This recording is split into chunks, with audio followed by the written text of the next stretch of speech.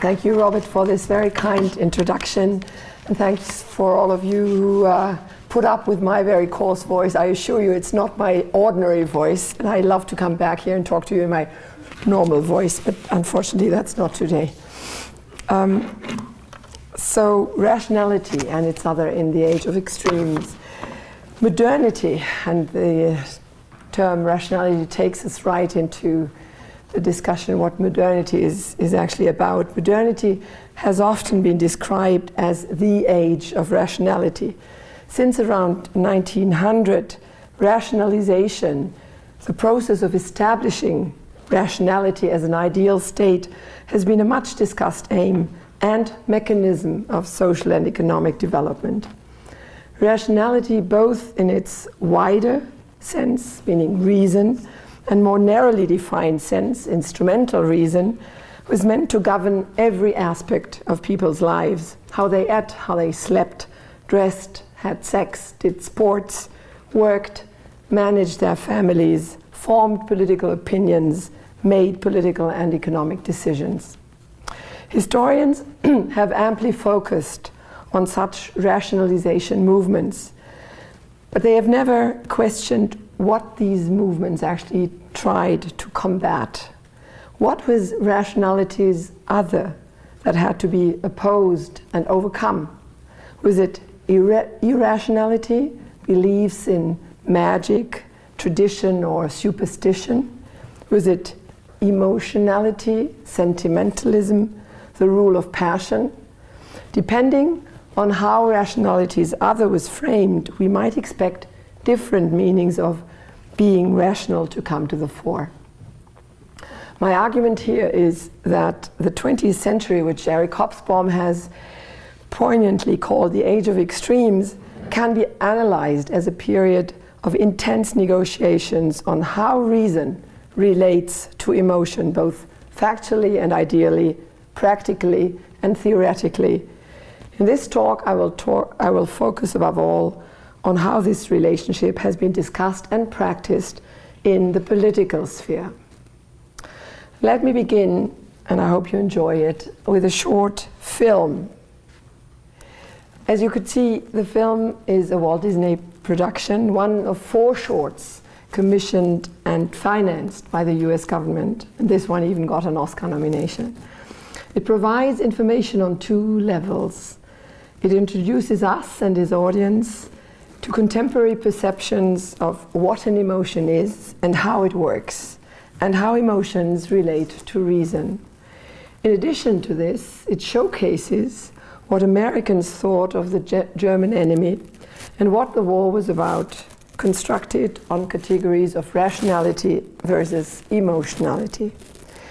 Interestingly, the film avoids the usual stereotypes, the introvert, emotional Germans against the pragmatic, hard-headed Anglo-Saxons. The tension between emotion and reason appears to concern every individual in every nation. At least this is what the first part of the film indicates. Every man and every woman must resist the temptations of emotion personified for men by a primitive, uncultured caveman, and for women by a silly pleasure addict. Reason, by contrast, is depicted as a male egghead and an unattractive spinster governess. Even though both types of personification are in themselves quite unappealing, at least to me, the film claims that reason, despite its obvious shortcomings, should always be in the driver's seat. The second part then tells us that in Nazi Germany, emotion has taken over, fueled by propaganda and a monstrous leader. Under the threat of Germany's destructive power, Americans should not lose their heads and courage, but firmly fight back. The film ends on an altogether optimistic note. The reasonable egghead is steering a fighter plane, but he's not alone in the cockpit, as no pilot, as we just learned, should be. His co-pilot is the good-natured caveman who offers emotional support to the just cause. Together, they are leading the country to victory. Much remains unclear in this propaganda film. Why with the caveman promoted as a co-pilot instead of remaining in the back seat, as in the first part? Had he undergone a kind of civilizing process, and who was responsible for his re-education? What happened to the female characters that were obviously not involved in the all-male war effort? And regarding politics, did the film actually suggest that Hitler himself was overwhelmed by feelings and passions, or that he was only utilizing them strategically? And by way of critical thinking, did the Allies not deploy a similar politics of emotions? Did they not find it useful to enlist emotions, at least as co-pilots, in order to strengthen public morale and the spirit of resistance? Just think of Winston Churchill's blood, toil, tears, and sweat speech on May 13, 1940. What is it then that ennobles the emotions of the Allies by comparison with the feelings of the Nazis? And are certain emotions considered to be better and more beneficial than others? Is courage generally superior to fear, as is invoked in FDR's inaugural address in March 1933, with the famous sentence, "The only thing we have to fear is fear itself"? In a similar vein, the Disney film implies that fear blinds and switches off rational thinking, crippling all efforts necessary in order to convert retreat into advance, as Roosevelt said in 1933, referring to the economy, but deliberately drawing on a military metaphor. Such metaphors were quite common during the age of high modernity, reflecting its obsession with conquest, competition, and achievement. Heroic struggles were fought on every level, nationally and internationally, in science as well as in politics. They were struggles against barbarity and ignorance, against microbes and bacteria, against the limitations of space and the limitations of the human body. Limits and frontiers had to be pushed back all the time, in Arctic explorations as much as in knowledge, in sports as much as in communication. Such achievements not only demanded technical skills and strict calculation, but also depended on a certain spirit powered by strong emotions like self-love, ambition, sacrifice, pride, and curiosity. Yet, high modernity was not limited to a few daring individuals, but also concerned others that followed these examples and participated in the ongoing struggle to conquer and compete successfully. Nationwide campaigns called upon citizens to perform outstandingly in the workplace, in healthcare, in military prowess, and in raising the next generation.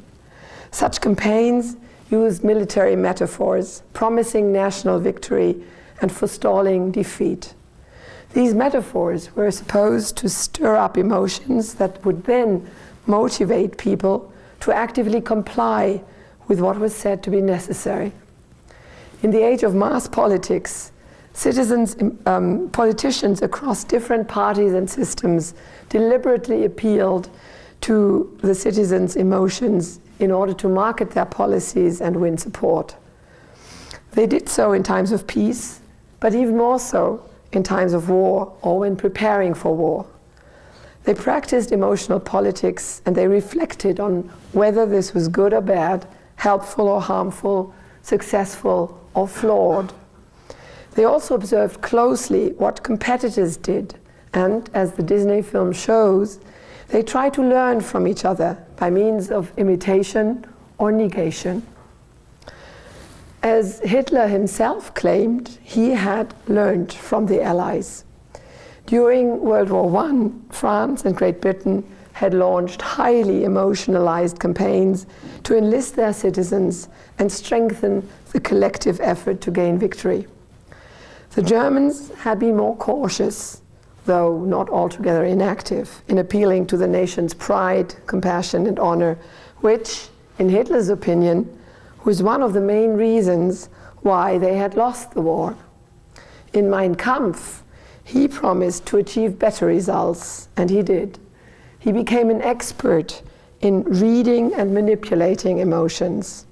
He indeed managed to find the appropriate psychological form that would, and these are all quotations from Mein Kampf, that would arrest the attention and appeal to the hearts of the national masses.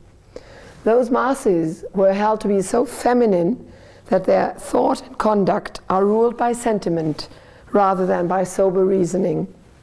Consequently, politics must appeal to the feelings of the public rather than to their reasoning powers. There were numerous such appeals. Initially, they kindled the desire to avenge the shame that the Versailles Treaty had allegedly inflicted on the German nation. Promising to restore national honor, National Socialism requested unconditional loyalty, absolute trust, and passionate love in return.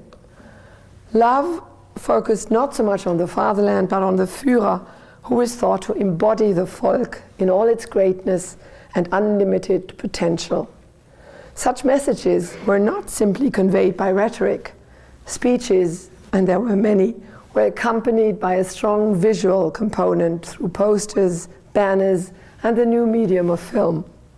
Above all, there was comprehensive social practice and continuous experience in schools and youth organizations with compulsory membership, as well as in frequent mass rallies and festivals with seas of flags, singing, marching columns, and captivating spectacles of light. Such emotional politics went along with a strong interest in measuring people's emotional temperature. From 1938, the security service of the SS regularly reported on the mood, on the thoughts and desires of the public, with special concern for people's emotional attitude towards enemies, as well as their confidence in the Führer. Expertise in the observation of the national disposition had first been developed in the US, with Gallup polls starting in 1935. 2 years later, the UK followed suit, conducting mass observations on a grand scale. Gathering information about people's feelings and inclinations turned out to be of great value, both for politics ahead of elections and for economic players in terms of PR and marketing strategies. The more companies, parties, or government agencies knew about what citizen consumers desired or abhorred, feared or loved, the better they could tailor, customize, and sell their goods, services, and politics. Such interest was by no means restricted to the interwar periods. The triumph of polling opinions, attitudes, and feelings continued after 1945, easily crossing political and ideological borders. While the Federal Republic of Germany, for example, mostly relied on private organizations to conduct large-scale surveys, the GDR drew on an increasingly dense spy network to report on whether and how state socialism succeeded in conquering the hearts and minds of the East German population. The lesson had been learned. Mass politics, as much as mass consuming, had to appeal to people's emotions, and these emotions had to be closely monitored and worked upon. Yet, one cannot help noticing the tone of unease that often went along with acknowledging that lesson. To many political activists and observers, the relationship between reason and emotion was highly ambiguous.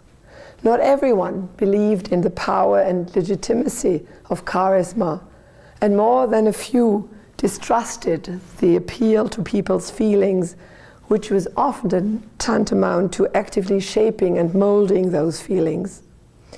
Even Hitler's description of the feminine masses that could only be reached by emotional address bore traces of condescension and contempt.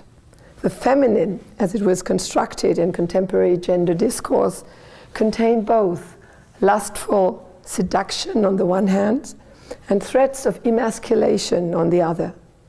Emotional politics thus faced attractive promises, but might as well prove dangerous to the reasoning powers on which male privileges and prerogatives had come to rely since the Enlightenment. Such dangers were looming large in the early decades of the 20th century, and they did not just concern the threat of succumbing to the spells of emotional femininity or feminine emotions. Many contemporaries were painfully aware that femininity itself was undergoing major changes. Sociologists identified the salesgirls and secretaries who filled the vastly expanding white-collar jobs as examples of the new woman who perfectly adjusted to modern, rational life. Young girls of today, and I quote from a 1932 source, journal source, young girls of today were totally different from the dreamy girls of former days. Quote, they don't fret, but live in a natural way. Physical training makes them stronger and fit for life, which demands practical skills. In the same issue, the Olympic medalist in fencing, Helene Meyer, confessed that she enjoyed fighting and the harder work that sport demanded compared to dancing, for example. Others described members of the rational young generation as running away from emotions. They were ashamed to show any emotions for fear of looking ridiculous. While some observers found that there was a lot to gain from this new spirit of rationalization that even included women as emotional beings par excellence, others stressed the disadvantages. They regarded women like Maya as a cause for concern rather than for admiration. For over a century, the female sphere of family, love, and sensibility had been cherished as a safe haven where stressed out men could find temporary rescue and relaxation. Now that women had embraced hard male work habits and tough social practices, this gentle safety seemed to be jeopardized. Such concerns shed light on the highly ambivalent perception of the rationalization processes that shaped modern economies and societies during the 20th century. As much as experts emphasized the advantages of rational organization, as much as they sang the praise of rationalized bodies and conveyor belts, they were sensitive to potentially negative aspects. Max Weber can serve as a case in point. The sociologist had been among the first to analyze the modern disenchantment of the world through an increasing intellectualization and rationalization of life. According to Weber, rationalization as the most powerful sign of modernity was based on the notion of mastering all things through technical means and sober calculation. As such, it was accompanied by a profound sense of disillusionment or disenchantment. This referred both to economic and political processes. Sentimentality was yesterday's whim. The future, Weber told Munich students in early 1919, the future would bring polar nights of icy darkness and hardness that they better get prepared for by prosaically facing the facts. In his book on cool conduct, Helmut Lehten has described Weber as an advocate of cold-heartedness and as an acolyte of the culture of distance that he saw reigning in Weimar Germany.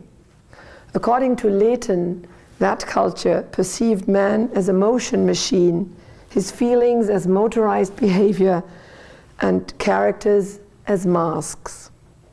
We might add that such perceptions were not specific to Weimar. We also find them elsewhere, as in Nicolas Djurgerov's 1928 painting L'uomo razionale, or in Leo Trotsky's writings of 1923. Trotsky here praised the new collective man who analyzed his feelings and submitted to the control of reason and will. The ideal Soviet man that the preacher of permanent revolution strove to create was rational to the bone. he graced the movement of his own organs, and these are all quotations from this 1923 text, he graced the movement of his own organs with supreme clarity, practicality, economy, and thus beauty, at work as well as in his personal life, and even during sex. He voluntarily underwent the most complicated methods of artificial selection and psychophysical training, and he left no room for the mystical and all sorts of ideological fog.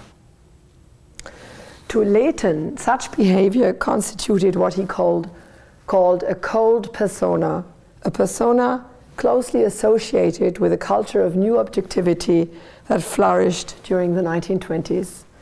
In art and literature, objectivity or sobriety, as Sachlichkeit has sometimes been translated, was meant to criticize and surpass highly emotional art forms such as Expressionism.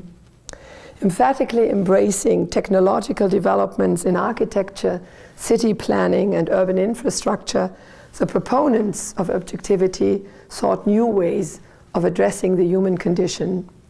Consider, for example, Bertolt Brecht's attempts to radically change theatrical traditions. Brecht was born in 1898, celebrated his first stage successes in the 1920s. His theory and practice of epic theater denounced any emphasis on feelings. Instead of seeking to draw the audience emotionally, he aimed to create distance, consciously and purposefully. Deliberately departing from the Aristotelian tradition, this approach wholeheartedly subscribed to new objectivity that, in Leighton's words, favored cold-blooded behavioral doctrines against exalted emotional experiences. For Max Weber, who did not live long enough to see the new objectivity movement take off, the ideals of a rationalized, disenchanted world were embodied by scientists, politicians, and men who held important managerial and entrepreneurial positions. They were active proponents of rationalization and firmly believed in its benefits, without, however, being cold at heart. Instead, Weber saw them fueled by hot passions, the passion to discover, disclose, dissect, invent, destroy, and construct. Just as scientists were driven by passionate curiosity, politicians were inspired by a passionate devotion to one cause. It was this devotion and this dedication that distinguished for Weber real human action from frivolous intellectual games played without personal commitment. Still, Weber warned, hot passions always had to be cooled down and combined with an objective sense of responsibility. And we might think here of Disney's pilot team, although in a somewhat reverse order, passion being the engine, the kind of movement's engine, and cool rationality kind of taking directives. Weber also noticed that strategic, instrumental rationality was often difficult to obey to. While he himself sought refuge in art and eroticism as means of re-enchanting the world, others celebrated community as a new way of existence. As the philosopher Hermann Schmalenbach, a former member of Stefan George's elitist circle, wrote in 1922, the Bund, or league, it's hard to actually come up with an English word that kind of reverberates the same emotional kind of undertones or overtones, so let's call it the Bund, provided emotional experiences of a kind that successfully counteracted the cold rationality of the age. While Schmalenbach saw this as a positive development, his colleague Helmut Plessner emphatically, and he was much younger when he wrote that and pretty much more attractive also, Helmut Plessner emphatically denounced the radicalism of community that he saw mushrooming above all in fascist and communist milieus. Writing in 1924, only 2 years after Schmalenbach, Plessner realized that the ideal of a shimmering community was conditioned by an immeasurable chilling of human relationships induced by mechanical, commercial, and political abstractions. Nevertheless, he preached the gospel of distance, not for the sake of cold rationality, but in order to protect the individual personality that could only thrive through a social order allowing detachment and differentiation. Plessner's battle cry, however, did not encounter much approval. The proliferation of Bündisch types of social associations, mostly among young men, speaks to the fact that the right of distance was not highly valued in wider sections of society. The concept of the cold persona, which not only characterized the artistic movement of new objectivity, but also dominated far more influentially the prosaic world of business and work, met with fierce resistance. As Plessner correctly stated, both communism and fascism offered a way out. After World War I, totalitarian regimes in the Soviet Union, Italy, Hungary, Germany, and later Spain celebrated the heroic emotional experience and the mystical union between a charismatic leader and his followers. To generate public enthusiasm and ecstasy, modern techniques and technologies were applied, from sophisticated lighting devices to auditory reinforcements and transmissions. For the purpose of emotionalization, painters, writers, composers, architects, movie directors were enlisted to contribute to the heroic, optimistic education of the people. In Soviet Russia, artists were addressed as engineers of the soul, who were to produce art of revolutionary romanticism. Engineers of the soul, or Gefühlsingenieure, as Brecht called them in 1926, the terms tellingly encapsulate the effort to use calculated techniques of mass persuasion and psychological warfare in order to transform people's emotional attire. Such techniques and practices targeted all strata, gender, and age groups, but they particularly aimed at influencing children and young adolescents. Here, the emotional appeal of symbols, music, and rituals of social bonding proved to be most successful and long-lasting. Learning from the Bündisch and socialist youth movements, fascism and communism had managed to deepen and broaden that emotional appeal. In his later life as eminent GDR intellectual, even Bertolt Brecht subscribed and contributed to the political engineering of people's feelings. He advised the government to be sensitive to their mood and worries. At the same time, the state should improve and professionalize its public outreach by staging festive events with a special emphasis on choral and individual singing. 2 days before his death in 1956, Brecht told the writer Erwin Strittmatter, "You know, I have to say one thing. We have neglected emotions." And Strittmatter's comment, "This by someone who always provoked the audience with sentences such as, 'Don't stare so romantically.' In German it's even better, 'Glotzt nicht so romantisch.'" To find the right mixture between realism and romanticism, between reason and emotion, between the sober egghead and the passionate caveman continued to be a challenge for all political systems. While the GDR heavily relied on strong emotional appeals, the Federal Republic adopted a different approach. After the emotional excesses of the Nazis, a deliberately sober objectivity prevailed. In other words, while young East Germans were showered with organized marches, collective singing, sports and dance competitions, West German students were trained in the deliberate skills of discussion and intellectual exchange. Sobriety also characterized the style of the first political representatives of the Bonn Republic, Konrad Adenauer and Theodor Heuss. Both shied away from big words and heroic gestures. Both preferred factual arguments to emotionally overwhelming speeches.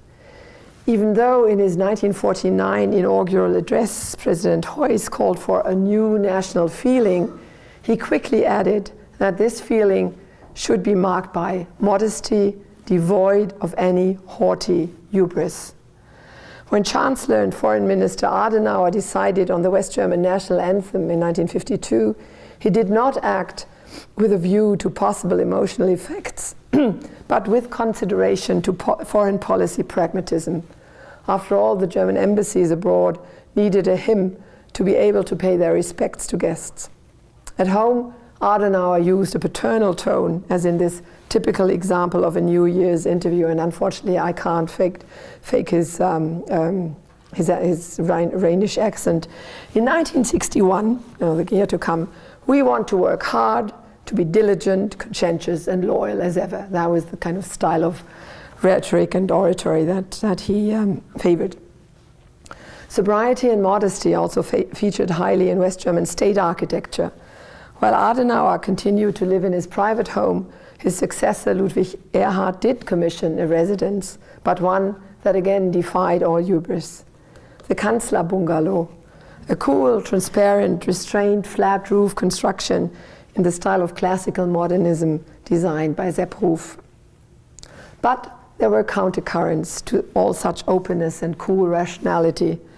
Just like Erhard's successor Kiesinger found this bungalow very uncomfortable and redecorated it with cozy old German furnishings, others too voiced their concern over the lack of emotionality displayed by the new democratic state. In contrast to Adenauer, whom the New York Times referred to as the wooden chancellor, the Social Democrat Carlo Schmid in 1960 warned against an overdose of rational thinking which made people wither and become wooden. Similar to Weber half a century earlier, Schmid was worried about excessive practicality that overwhelmed the powers of the soul. From time to time, however, these powers and the emotional grip that Schmid found missing did come to life, even under Adenauer's sober leadership. Anti-Communism proved to be a highly emotional political weapon. Not unlike Nazi propaganda, conservative election posters from 1949 and 1953 spread the fear of communism and defamed Social Democrats as Moscow's fifth column. Moreover, political styles changed visibly after the 1960s, with human interest stories pervading the media and personalized politics gaining in importance. Willy Brandt's election campaigns clearly rode the crest of a new wave. At the same time, though, Brandt, a highly charismatic figure, tried to curb the enthusiasm of his followers. In his public speeches, entire passages, especially the digression on monetary policy, were held so that listeners could find no opportunity to give vent to their need for cheering, as journalists observed. Particularly Brandt, born in 1913 and socialized in the fanatical party conflicts of the Weimar Republic, was very, very well aware of the dangers of excessive emotions and therefore practiced the use of subtle, soothing gestures as this one, kind of lowering the temperature of emotionality that's kind of flying up. Against this background of emotional restraint, the emergence of a young, feisty generation of students felt like a culture shock. What started rather conventionally soon assumed a more emotional, even passionate quality. Their language and gestures provoked and were supposed to provoke. The tone as well as the action on both sides became sharper and more aggressive, with terms such as anger, hatred, and indignation entering or re-entering the political dictionary. Yet the student movement was not entirely wrapped up in its rebellious political slogans and actions. It also followed, at least in part, the tradition of reformist movements which, since the turn of the century, had in various ways tried to build a bridge between the individual and society, between emotion and reason, between cold matter and hot soul. Just as young leftists loved Che Guevara for his sentence, "Solidarity is the tenderness of the people," they loved the warmth of the WG, the shared accommodation, the emotional closeness in autonomous work collectives, and the discovery of one's own feelings within self-experience groups. Emotions were given a new dignity and valence as an expression of subjectivity, authenticity, and Betroffenheit, again a German word that is very, very hard to translate. Concern only captures half of it. The ennobling of emotions found support in the psycho wave that spread during the 1960s from the US to Europe. Countless therapy schools and techniques enclosed people in an ever denser therapeutic net. Here, individuals learned to love themselves and to regard others with empathy, solidarity, and warmth. To the concerned individuals, this appreciation of emotions was part and parcel of a process of self-liberation and self-realization. From a historical perspective, the psycho boom in various Western societies is another attempt to deal with the opposition of hot emotion and cold rationality in modern society. Sociologists interpret it as a congenial response to the late capitalist imperative of self-management and self-improvement. Although initially the new emotionality was closely associated with the new social movements and isms of the 1970s, the feminism, the anti-nuclear movement, the peace movement, environmentalism and whatnot, it gradually achieved wider popularity. When the Greens entered the federal parliament in 1983, seeking to politically integrate all these movements through basic democracy, the new emotional style finally went mainstream. Let me stop here and conclude in 3 points. First, 20th century politics have been tainted with a particular mixture of reason and emotion. The rationality of bureaucratic procedure, factual deliberation, and no-nonsense decision-making had as its other the passionate emotionality of public speeches, mass events, and ideological confrontation. As much as that other was often feared or even despised, it could not be left out of the political process. Since all political systems relied in one way or another on citizens' participation, they employed highly sophisticated methods of emotional persuasion and propaganda, albeit to varying degrees. Starting during World War I, they took a keen interest in monitoring citizens' emotions and carefully observed and learned from one another, positively or negatively. Second, it would be misleading, though, to characterize 20th century politics as a top-down business. Time and again, civil society actors, and above all, social movements, were enormously influential in shaping political agendas and styles. As a rule, social movements in pre- and post-World War II Europe have fashioned themselves as emotion-driven and morally concerned, without, however, discarding the benefits of rational, reasonable argument and debate. Since the 1970s, they managed, on the one hand, to ennoble emotions as a legitimate driving force of political action, while, on the other, casting doubt on a narrow and one-dimensional notion of rationality reduced to instrumental reason. Third and last point. Considering the fact that throughout the century, rationality has consistently been branded as cold or cool by proponents and critics alike, and emotion as hot, we might think about the pros and cons of using this metaphor for analytical reasons.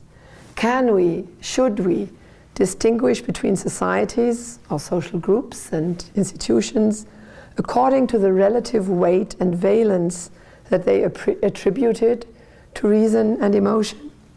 And if we did, would that get us beyond the already well-known dialectics of enlightenment?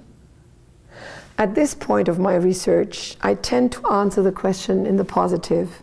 since I find a lot to gain from an approach that looks at emotions in a fresh and non-ideological manner, and that at the same time makes us aware of rationality's many different shapes and practices. Obviously, such an approach cannot be restricted to the field of politics, which is only one arena out of many that have molded the emotional habitus of modern societies. But as usual, you have to start somewhere, and that's what I try to do in today's lecture. Thanks for your attention.